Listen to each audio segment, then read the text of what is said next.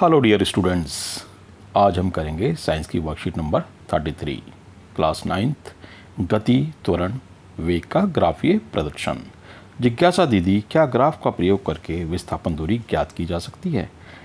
ज्ञान, जिस प्रकार दूरी समय ग्राफ से हम वस्तु की चाल का परिकलन कर सकते हैं, उसी प्रकार हम एक वेग समय ग्राफ के द्वारा दूरी विस्थापन को भी ज्ञात कर सकते हैं। वेग समय ग्राफ वस्तु का त्वरण दर्शाता है। एक वेग समय ग्राफ में वेग को y अक्ष तथा समय को x अक्ष पर दर्शाया जाता है। इस प्रकार के ग्राफ में रेखा पर किन्हीं भी दो बिंदुओं के बीच वेग अक्ष तथा समय अक्ष द्वारा घिरा गया क्षेत्रफल वस्तु के द्वारा तय की गई दूरी को दर्शाता है। वस्तु के त्वरण की विभिन्न अवस्थाएं ये आप देख सकते हैं, AB और T2 T1 ये जो है क्षेत्रफल, इसके द्वारा हम बता सकते हैं इसमें कितना विस्थापन व कितनी दूरी तय की गई है। अब आप देख सकते हैं कि A और B जो लाइन जा रही है वो पैरेलल है, बिल्कुल समांतर है x एक्सिस के, यानी इसकी चाल एक समान चाल से चल रही है तो इसमें त्वरण शून्य होता है। चाल अगर सेम है तो त्वरण शून्य होगा।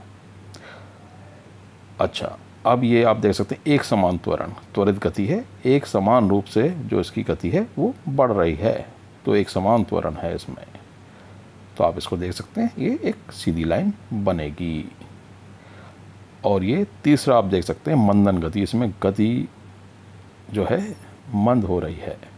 असमान त्वरण लिखा हुआ इसमें, लेकिन ये मंदन गति का है, इसमें एक गति जो है कम होती जा रही है। और ये असमान त्वरण का चौथा वाला है, जिसमें त्वरण कभी बढ़ रही है कभी कट रही है, आप इसको देख सकते हैं। वेग समय ग्राफ से विस्थापन दूरी ज्ञात करना, ठीक है। तो वेग समय ग्राफ से हम कैसे विस्थापन या दूरी को हम ज्ञात कर सकते हैं? दिए गए वेग समय ग्राफ में वस्तु की गति समान है। पूछे गए समय बिंदु से x अक्ष के समांतर रेखा पर लंब खींचने पर आयत ABCD बनता है।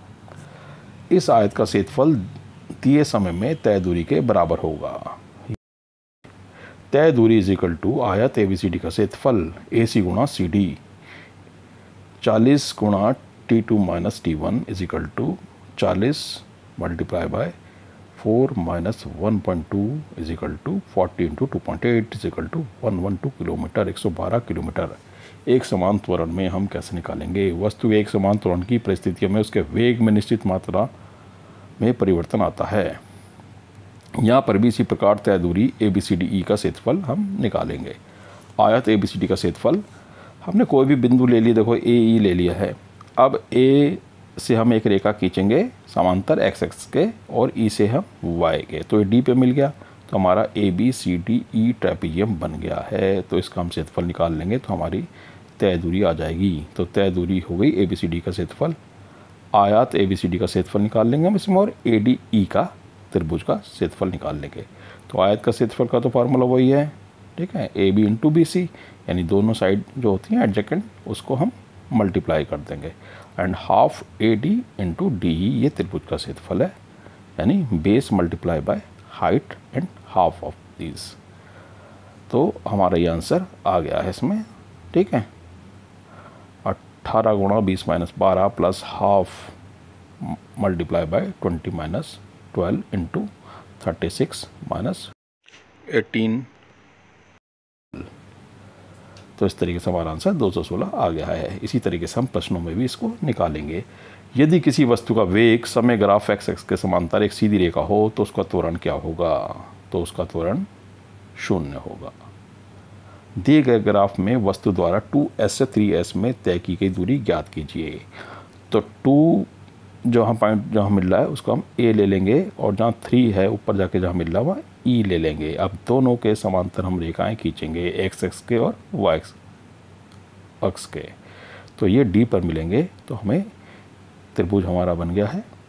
और जो हमारा ट्रेपीजियम बन गया है ABCDE, तो हमने AD और E त्रिभुज का और ABCD आयत का क्षेत्रफल निकाल सकते हैं अलग अलग इस तरीके से। तो हमारा आंसर ये आ गया है, ठीक है। तो हमने एरिया निकाल लिया पहले ABCD का, तो ABCD का एरिया आ गया 8 इंटू 1, और एरिया ऑफ ट्रायंगल AD का आ गया हमारा हाफ AD इंटू DE, यानी कि हमारा आंसर आ गया 10 मीटर। वेग समय ग्राफ का ढाल कौन सी भौतिक राशि दिखाता है, दर्शाता है? त्वरण। वेग समय ग्राफ का ढाल त्वरण दिखाता है। किसी वस्तु की त्वरित तथा मंदन गति को वेग समय ग्राफ द्वारा दिखाइए। आप ये दोनों ग्राफ दिखा सकते हैं।